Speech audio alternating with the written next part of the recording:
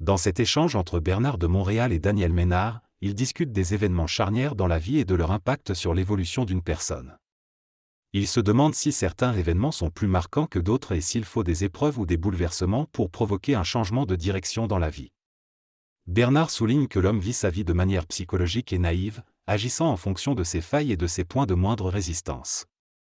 Il explique que c'est en souffrant de ses erreurs et en prenant conscience de ses failles que l'individu peut progresser et décider lui-même de la direction de sa vie. Plus l'homme devient conscient, plus il durcit, ce qui signifie qu'il devient moins intéressé par la souffrance et plus déterminé à prendre ses propres décisions. Le processus de durcissement mental permet à l'individu de prendre des décisions froides et rationnelles, basées sur son potentiel créatif plutôt que sur ses faiblesses caractérielles. Cependant, prendre de telles décisions radicales peut être difficile en raison du désir de ne pas blesser les autres. Le narrateur donne l'exemple d'une coutume au Japon où les cartes d'affaires sont échangées de manière spécifique, mais il refuse de se conformer à cette coutume s'il ne la trouve pas en accord avec sa propre mentalité évoluée. Il explique qu'en tant qu'individu, il préfère rester fidèle à sa propre conscience plutôt que de se soumettre à des rituels ou des normes qui ne correspondent pas à sa façon de vivre. Dans ce texte, l'auteur soulève le problème de l'absence d'évolution et de progrès lorsque l'on n'ose pas faire du mal à l'autre. Il critique l'idée de ne pas vouloir blesser les autres, qui mène à une paralysie dans le processus décisionnel et qui est basée sur la culpabilité et l'impuissance. Selon lui, cette mentalité de ne pas faire de peine à l'autre est liée à la médiocrité et à la majorité. Il affirme que dans la vie, il n'y a pas de place pour cette idée et qu'il faut agir intelligemment, en laissant l'autre s'ajuster à nos décisions. Il considère que l'évolution est impossible sans cette attitude et que l'on reste coincé dans des schémas socioculturels sans conscience ni intelligence. Il explique que la peur de faire du mal à l'autre est basée sur la domination de la médiocrité et conduit à un défaut de prise de décision. Enfin, il soulève le cas des États-Unis qui, selon lui, se tournent vers le conservatisme et l'entrepreneuriat comme solution à ce problème. Dans cette interview, Bernard de Montréal argue que pour être véritablement intelligent et créatif, il faut parfois se débarrasser des idées et des influences qui entravent notre potentiel. Il compare ce processus à un nettoyage de la maison, où il faut enlever la poussière, changer les meubles et renouveler régulièrement sa garde-robe. Il affirme que cette notion de clean-up doit également s'appliquer à nos relations personnelles et professionnelles. Si nous ne sommes pas capables de le faire par peur de faire du mal aux autres, nous finissons par perdre notre individualité. Il critique notamment la culture japonaise, où la volonté de ne pas offenser l'autre empêche la prise de décisions importantes. Pour Bernard de Montréal, les Américains sont respectés dans le monde justement parce qu'ils ne se préoccupent pas de ce que les autres pensent d'eux et qu'ils défendent l'individualité et la liberté. Il fait référence à la guerre de 1945 pour illustrer ce point. Il prédit que les Japonais, lorsqu'ils seront obligés de s'organiser et de s'américaniser, suivront cette voie et s'ouvriront davantage aux influences étrangères. L'auteur exprime son opinion sur la guerre commerciale entre les États-Unis et le Japon, affirmant que les Américains en sortiront victorieux. Il soutient que les nations doivent se rassembler et travailler ensemble, critiquant les politiciens qui ne prennent pas de décisions responsables, en particulier en ce qui concerne l'immigration. Il affirme que les gouvernements doivent être intelligents dans leur approche de l'immigration pour préserver l'avenir de leur pays. Il souligne également que la conscience sociale diminue lorsque la majorité l'emporte sans réfléchir, et critique la politique canadienne qui cherche à promouvoir une image plutôt que de prendre des décisions solides. Il suggère que les individus devraient aussi être sélectifs dans les personnes qu'ils laissent entrer dans leur vie, évitant les personnes néfastes et non honnêtes. En résumé, l'auteur souligne l'importance de prendre des décisions éclairées et responsables à la fois au niveau national et individuel. Bernard explique que les mauvaises politiques d'immigration peuvent causer de nombreux problèmes au niveau individuel. Il affirme que si une personne ne comprend pas sa politique d'immigration personnelle, elle risque de faire face à des crises, à l'appauvrissement et même à des problèmes de santé.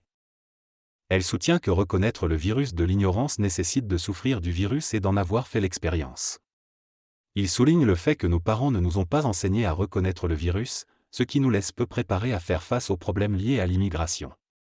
Cependant, il pense que lorsqu'une personne devient consciente et reconnaît le virus, elle peut appliquer les lois de l'immigration pour protéger son pays et préserver son bien-être. Pour Bernard, il est essentiel de souffrir du virus et de faire l'expérience de son impact pour devenir intelligent et libre. Il rejette l'idée de s'isoler dans la vie, mais suggère plutôt de raffiner ses besoins et de choisir des relations de qualité avec des individus conscients. Selon lui, ce sont les vibrations et la qualité des relations qui comptent, plutôt que la quantité de personnes avec qui l'on interagit. Dans cette discussion, les intervenants comparent les relations humaines à l'expérience de conduire une voiture de luxe. Ils expliquent que lorsque quelqu'un a connu une expérience exceptionnelle dans une relation, il n'est plus intéressé par des relations moins satisfaisantes. Cependant, ils soulignent que cette réduction du nombre de relations ne signifie pas nécessairement l'isolement total, car il est important de vivre avec notre environnement et de maintenir des relations sociales nécessaires, même si elles ne sont pas aussi intenses. Ils abordent également la question de savoir si une personne peut être autonome et totalement indépendante, et concluent que cela dépend de leur puissance personnelle. Ils expliquent que plus une personne évolue et devient intégrée dans son propre énergie, plus elle a tendance à se concentrer sur des relations de haute qualité et à exclure les relations superficielles.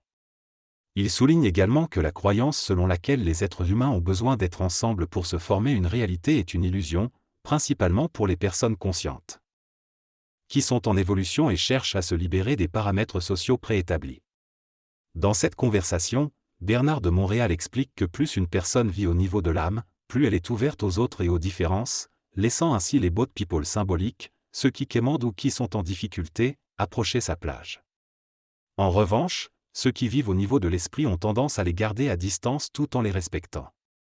Il affirme que dans l'évolution de l'homme, ce dernier devient de plus en plus capable de régir ses propres pensées et de devenir le maître de sa conscience. Ainsi, il s'éloigne des influences négatives de l'involution, telles que les tribus de la médiocrité, la musique commerciale, la consommation de masse, etc. Bernard soutient que cela conduit à l'émergence d'un nouvel homme, qui a une mentalité plus froide et détachée, capable de dompter ses propres faiblesses et de trouver sa propre voie. Il répond également à la question de savoir si une personne peut perdre sa volonté, expliquant que ce n'est pas qu'elle la perd, mais que les mécanismes sociaux et culturels de l'involution érodent graduellement les bases de la volonté. Selon l'intervenant, l'involution a tellement altéré la nature humaine que l'homme n'est plus capable de se reconnaître. Il fait référence à l'éducation de sa fille, qui a été élevée dans l'involution, et constate le contraste entre les individus issus de l'évolution et ceux de l'involution. Il souligne que la question de la volonté se pose à cause de l'influence de facteurs tels que les gouvernements, les systèmes de pensée, l'Église, etc. Ces forces ont sapé les attributs psychologiques de l'ego, rendant difficile la manifestation de la volonté. Cependant, lorsque l'homme entre dans sa conscience psychique et participe à sa propre lumière, la question de la volonté n'existe plus. Il est alors capable de gérer son énergie et de mettre un frein à l'intrusion des forces involutives.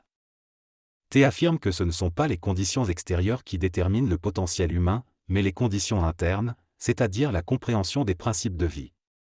Lorsque l'homme comprend ces principes, il peut réduire le potentiel des forces extérieures et entrer dans sa puissance en se connectant à sa source. Il souligne qu'il est nécessaire d'étudier la vie et ses différents niveaux d'études pour parvenir à se greffer à son courant primaire. Choisir une école de pensée qui convient permet de se raffiner et de gérer son propre mental, ce qui met fin à l'influence des tribus et à sa propre programmation. En vivant un consensus personnel, l'homme conscient se sent bien. Pour l'intervenant, le développement personnel ne dépend pas des ressources extérieures, mais de la capacité de s'instruire. Il considère que blâmer les conditions extérieures est inutile et que l'évolution dépend de la capacité à prendre conscience de l'existence des sciences et à s'instruire personnellement. Cet extrait, l'auteur parle du développement de la conscience mentale et des ressources nécessaires pour le développement et le perfectionnement humain. Il évoque les forces extérieures qui ralentissent ce processus et encourage à les surmonter pour atteindre la liberté. L'auteur explique que lorsqu'on est en contact avec sa source intérieure, on devient une université à part entière.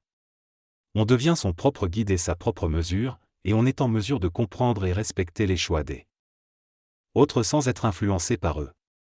Il souligne l'importance de l'indépendance d'esprit, qui ne signifie pas être indépendant des autres, mais plutôt être capable d'entrer en relation avec eux lorsque cela est souhaité. Il met également en avant le besoin d'éliminer les forces négatives de l'involution pour maintenir l'harmonie dans nos relations et prévenir la corrosion de notre être. Il explique que l'homme de l'involution doit agir à l'envers de cette tendance descendante, et ne pas se laisser entraîner vers le bas niveau. Si tout le monde descendait au plus bas niveau, cela serait favorable aux éléments dégradés et malfaisants de la société.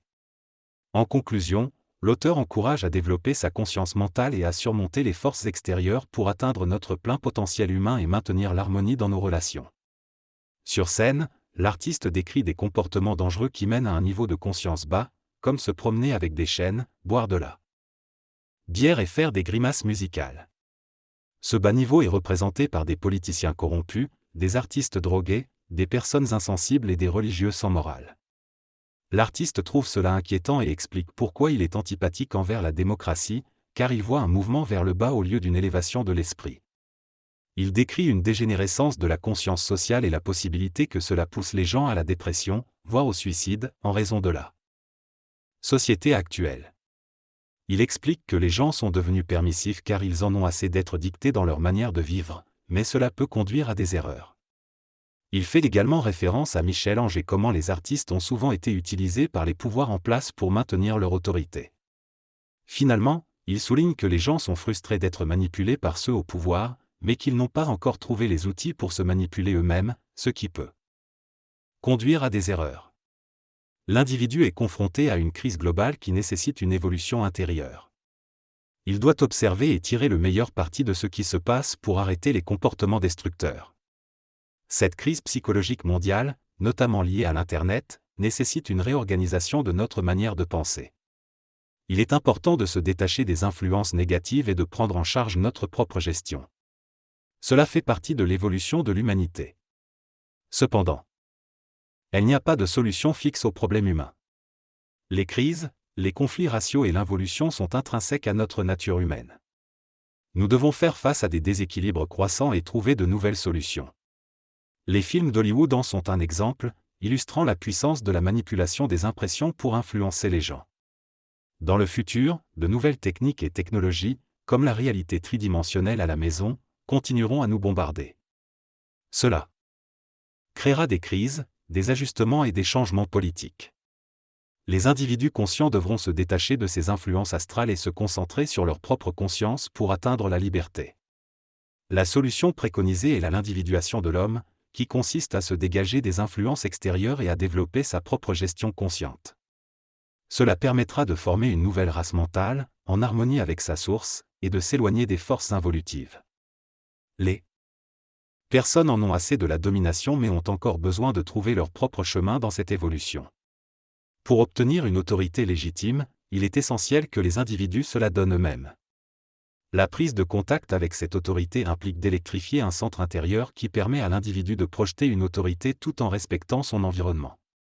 Cette autorité se dégage naturellement de la conscience créatrice, qui fait partie du taux vibratoire de cette conscience. Cependant, si l'ego s'en mêle et cherche à dominer, alors cette autorité devient une domination. Les êtres conscients, une fois qu'ils ont acquis un certain niveau de développement, refusent d'être dominés par le matériel ou l'invisible. Ils cherchent à être libres et en autorité créative tout en respectant les autres. Pour eux, l'autorité ne peut pas exister sans le respect. Si l'autorité est imposée sans respect, cela conduit à une domination sournoise.